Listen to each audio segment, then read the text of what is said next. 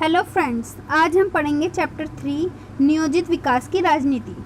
उड़ीसा राज्य में लोहा अयस्क संसाधन का विशाल भंडार था। वहाँ पर लोहा जो संसाधन है हमारा वो ज़्यादा मात्रा में है। इस्पात की मांग बढ़ने पर राज्य का महत्व भी बढ़ गया। जब हमारे पास किसी चीज़ की ज़्यादा मांग होती है तो हमारी महत्व भी बढ़ जाता है। इसी तरह उड़ीसा राज्य का महत्व भी बढ़ गया लोहे की ज़्यादा मांग पर, क्योंकि उनके पास लौह अयस्क का विशाल भंडार था। उड़ीसा सरकार ने राष्ट्रीय और अंतर्राष्ट्रीय स्तर पर इस्पात निर्माताओं से सहमति पत्र पर हस्ताक्षर करवाए। नियोजन का क्या आशय है? नियोजन का आशय है उपलब्ध संसाधनों के श्रेष्ठतम प्रयोग के लिए भविष्य की योजना बनाना। नियोजन के माध्यम से उत्पादन में वृद्धि, रोजगार के अवसरों में वृद्धि और आर्थिक स्थिरता आदि लक्ष्यों को प्राप्त किया जाता है। नियोजन के अंदर क्या होता है? जो हमारे पास उपलब्ध संसाधन हैं उनका अच्छा प्रयोग किया जाए, एकदम फर्स्ट क्वालिटी का प्रयोग, ताकि भविष्य में हम उससे ज़्यादा लाभ उठा सकें, उससे वृद्धि कर सकें, लोगों को रोजगार के अवसर प्रदान कर सकें, आर्थिक स्थिरता बनाए रखें, यानी कि एक लेवल बना रहे और जो हमारे लक्ष्य हैं, जो भी हमने सोचा है वो अपने प्राप्त करें यानी पूरे करें। स्मरणीय बिंदु। आज़ादी के बाद लगभग सभी इस बात पर सहमत थे कि भारत के विकास का अर्थ आर्थिक समृद्धि और आर्थिक सामाजिक न्याय दोनों ही हो, यानी सामाजिक और आर्थिक न्याय और समृद्धि दोनों ही हो। इस पर सभी लगभग सभी सहमत थे। इस बात पर भी सहमति थी कि आर्थिक विकास और सामाजिक आर्थिक इस पर न्याय को केवल व्यवसायी, उद्योगपति व किसानों के भरोसे नहीं छोड़ा जा सकता। सरकार को भूमिका निभानी होगी, यानी ना ही खाली उद्योगपतियों पर इसका सारा जुम्मा होगा, ना किसानों पर होगा, इसमें सरकार का भी हस्तक्षेप होगा। आज़ादी के वक्त विकास का पैमाना पश्चिमी देशों को माना जाता था। आधुनिक होने का अर्थ तथा पश्चिमी औद्योगिक देशों की तरह होना है, क्योंकि पश्चिमी जो देश हैं हमारे वो पहले से ही विकसित हैं, इसलिए उन्हें हमने रोल मॉडल बनाया। विकास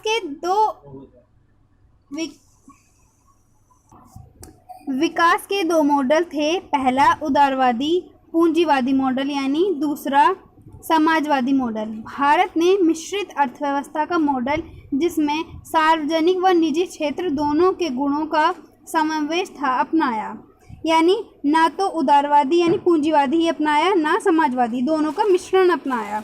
आज़ादी के आंदोलन के दौरान नेताओं से सहमति बन गई थी कि गरीबी मिटाने और सामाजिक आर्थिक पुनर्वितरण के काम का मुख्य जिम्मा आज़ाद भारत की सरकार का होगा। यानी जो अब आज़ादी के बाद सरकार बनेगी उसके ऊपर गरीबी मिटाने का पूरा जिम्मा होगा। कृषि अथवा उद्योग किसे प्राथमिकता मिले, इस पर मतभेद थे कि कृषि उत्पादन को प्राथमिकता मिले या उद्योगों को प्राथमिकता मिले, इस पर मतभेद था सरकारों का। 1944 में उद्योगपतियों के एक समूह ने देश में नियोजित अर्थव्यवस्था चलाने का एक प्रस्ताव तैयार किया। इसे बॉम्बे प्लान कहा जाता है। जो 1944 में उद्योगपतियों ने नियोजित अर्थव्यवस्था चलाने का प्रस्ताव तैयार किया, उसे किस नाम से जाना जाता है? ये क्वेश्चन आपका पेपर में आ सकता है। इसका आंसर है उसे बॉम्बे प्लान कहा गया। बॉम्बे प्लान की मंशा थी कि सरकार औद्योगिक तथा अन्य आर्थिक निवेश के क्षेत्र में बड़े कदम उठाए, यानी उद्योग पर ज़्यादा ध्यान दे, उसमें आर्थिक निवेश करे, इस पे ज़्यादा एक्शन ले।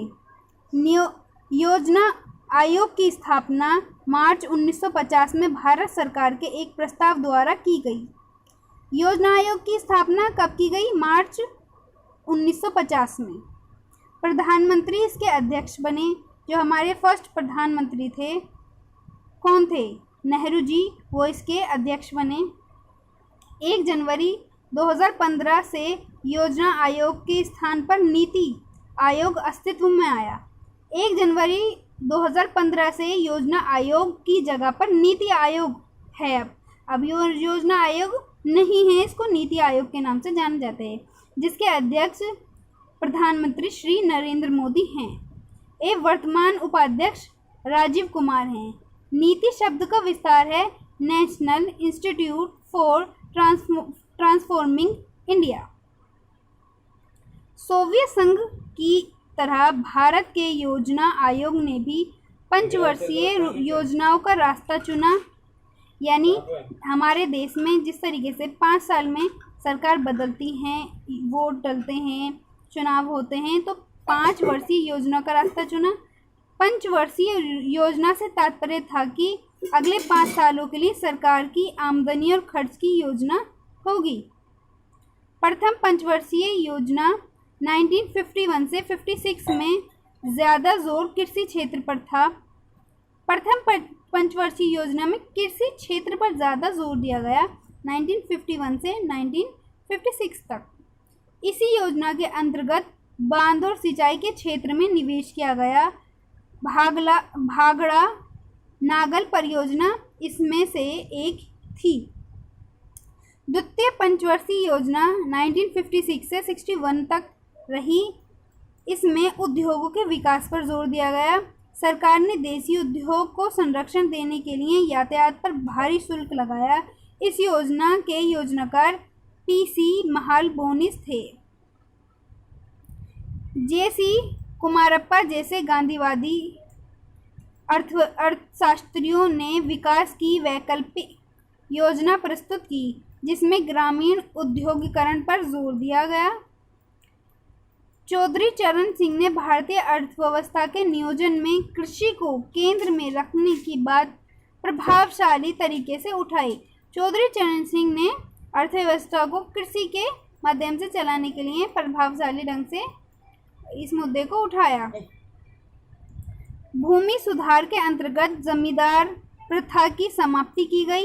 जमीन के छोटे छोटे टुकड़ों को एक साथ करना यानी चकबंदी, और जो काश्तकार किसी दूसरे की जमीन बटाई पर जोत बो रहे थे उन्हें कानूनी सुरक्षा प्रदान करने व भूमि स्वामित्व सीमा कानून का निर्माण जैसे कदम उठाए। पहले जमींदार क्या करते थे, छोटे छोटे किसानों को की ज़मीनों को हथिया लेते थे।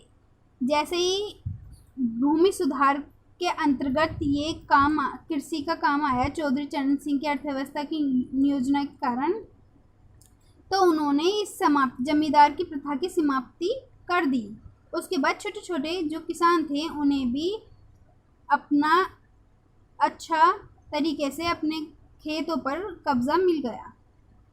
1960 के दशक में सूखा व अकाल के कारण कृषि की दशा बद से बदतर हो गई। खाद्य संकट के कारण गेहूं का आयात करना पड़ा। 1960 में इतना ज़्यादा अकाल पड़ गया कि गेहूं नहीं बचे, तो हमें विदेश से आयात करना पड़ा गेहूं का। उसके बाद हम पढ़ेंगे हरित क्रांति।